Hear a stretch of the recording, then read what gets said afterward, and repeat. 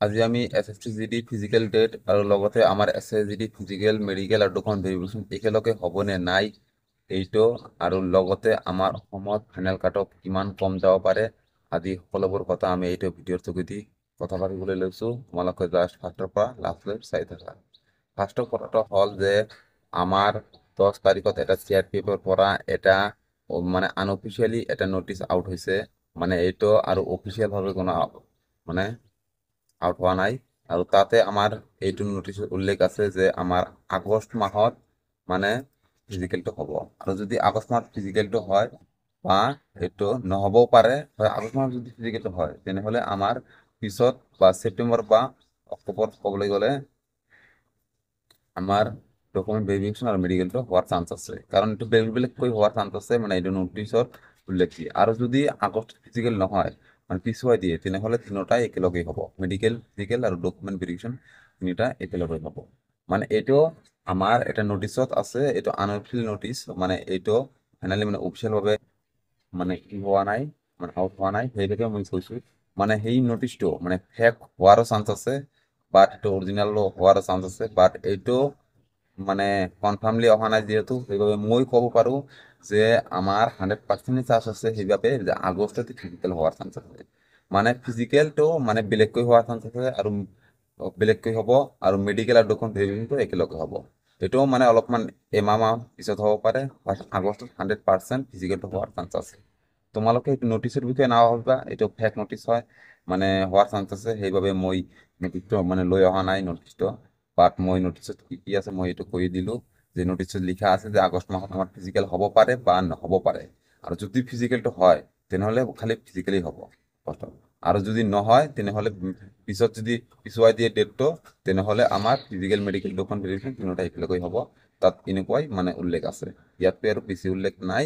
আৰু এইটো CRPFৰ মানে তাত উল্লেখ আছে যিহেতু, বাট এইটো আনঅফিচিয়েলি হয়, এইটো মানে ফেক হয়নে নহয় বা অৰিজিনেল হয়নে নহয় এইটো বাৰু ভালকৈ নাজানো।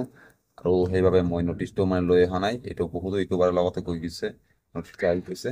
আৰু কথাটো হ'ল এতিয়া যে আমাৰ মেডিকেল ডকুমেণ্ট ভেৰিফিকেশ্যন আৰু ক'বলৈ গ'লে ফিজিকেল তিনিটা একেলগে হ'লে ভালনে নহয়?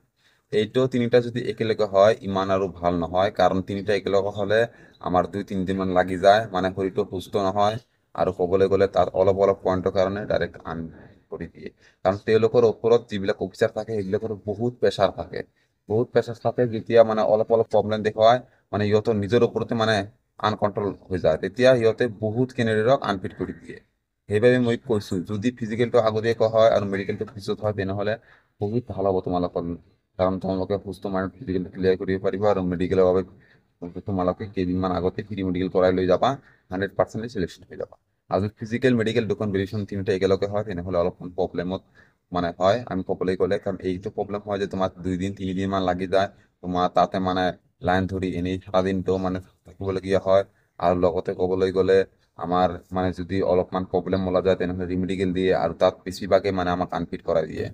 সেইবাবে মানে আমি ক'বলৈ গ'লে ফিজিকেলটো আৰু যদি মানে বেলেগকৈ হয় তেনেহ'লে বহুত ভাল হয়, ফিজিকেল আৰু মেডিকেল বেলেগকৈ হ'লে।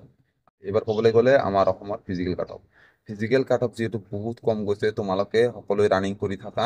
যদি 5, 6, 7, 8 মানে যিমানে প্লাছ হৈ আছে, মানে 5, 6, 7, 8 যিমানে প্লাছ হৈ আছে তোমালোকে ৰানিং কৰি থাকিব পাৰা, 100% তোমাৰ নাম অহাৰ চান্স আছে। কাৰণ এইবাৰ আনএক্সপেক্টেড কাট অফ তোমালোকে ফাইনেলত দেখা পাবা, বা ক'বলৈ গ'লে এইবাৰ 50, 55, 60 তেনেকুৱা মাৰ্ক থাকিলেও মানে নাম অহাৰ চান্স আছে।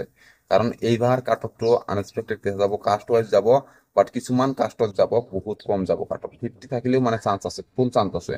তোমালোকে এইভাবে মনটো বেয়া নকৰিবা, মানুহে বহুতে হয়তো ক'ব মানে ভাল মাৰ্ক পাইছে কাট অফটো হাই যাব, ইমান হাই যোৱাৰ সম্ভাৱনা নাই। আৰু তুমি ফিজিকেলটো দিবা, মেডিকেলটো কোৱালিফাই কৰিবা, ফাইনেলত নাম আহিলেও বা নাহিলেও তোমাৰ ইমান টেনশ্যন নাই। যদি নাম নাহে তথাপিও তোমাৰ এটা ফুল এক্সপিৰিয়েঞ্চ হৈ যাব, তোমালোকে নেক্সটত যদি ৰিটাৰ্ণ ভালকৈ কোৱালিফাই কৰিব পাৰা, ফিজিকেল আৰু মেডিকেলৰ এক্সপিৰিয়েঞ্চ থাকিব, নেক্সটত তোমালোকে 100% চিলেকশ্যন পাবা।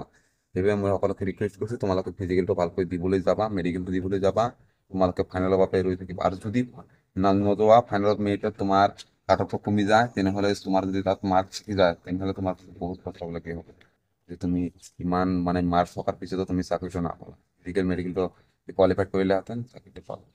সেইবাবে মই ৰিকুৱেষ্ট কৰিছোঁ তোমালোক ফিজিকেল আৰু মেডিকেল দি আহা, 100% নাম অহাৰ চান্স আছে।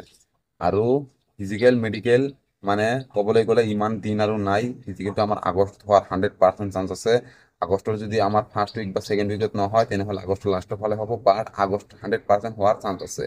এইবাৰ মই কৈছোঁ ইমান দিন তোমাৰ হাতত নাই, তুমি ইমান নাভাবি জাষ্ট তুমি ৰানিং কৰি থাকা 5 কিলোমিটাৰ। আমাৰ এক্সাৰচাইজ কৰিবলগীয়া ৰানিং হয়, তোমালোকে মিনিমাম 6 কিলোমিটাৰ ৰানিং ৰেগুলাৰ কৰি থাকা, 100% চিলেকশ্যন পাবা। আৰু যদি টাইম বেছি লাগি আছে তেনেহ'লে তোমালোকে ৰেগুলাৰ মানে ক'বলৈ গ'লে মানে ডায়েট প্লেনটো ভালকৈ ল'বা আৰু ধূমপান ইমান নকৰিবা, ভালকৈ চলিবা কেইদিনমান, গুটখা এইবিলাক খাবলৈ বাদ দিয়া আৰু ৰেগুলাৰ লাহে লাহে অলপমান টাইমটো কৰি চাই ইনক্ৰিজ কৰিবলৈ চেষ্টা কৰা। তোমালোকে ইমান কষ্ট কৰি ৰিটাৰ্ণ কোৱালিফাইড কৰিলা আৰু এতিয়া ফিজিকেল আৰু মেডিকেলটো ভালকৈ কোৱালিফাইড কৰিব লাগিব। সেইবাবে তোমালোকে সকলো সময়ত সুস্থ মাইণ্ডত থাকিবা, ৰেগুলাৰ ৰানিং কৰিবা।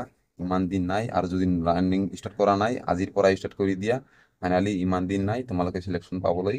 তোমালোকে এইবাৰ পঢ়ি সকলোৱে পিন্ধিব পাৰিবা, কাৰণ এইবাৰ ক'বলৈ গ'লে কাট অফ বহুত কম যাব।